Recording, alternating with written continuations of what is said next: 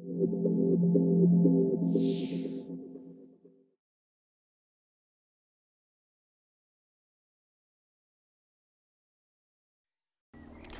this video, I'm going to show you how to use a slow shutter speed and camera movement to make a striking abstract landscape.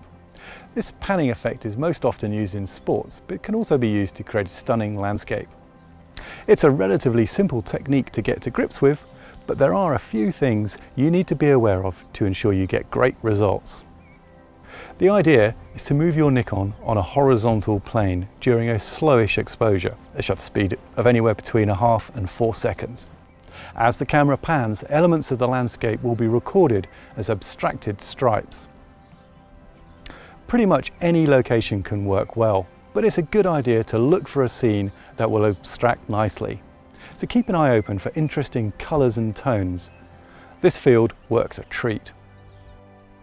It might seem odd as the technique is all about camera movement, but a tripod is essential.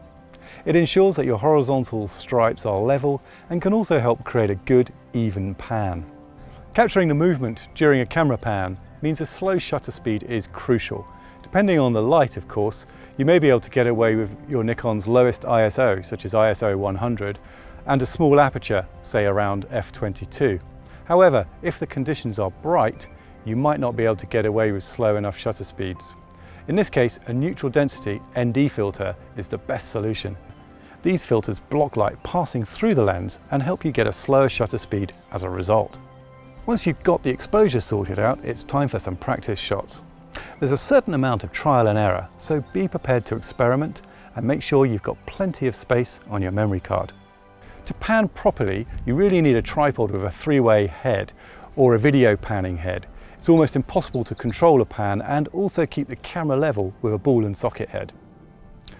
Plan roughly which areas of the scene you want to capture and then position your camera outside of this pan zone. Once you're ready, start an even and controlled pan and fire the shutter once the pan has started. Of course, you don't have to restrict yourself to a horizontal pan, and the technique works just as well in the vertical orientation, especially with subjects such as trees. It's also worth experimenting with the camera off the tripod. These shots taken out of a train window work just as well too.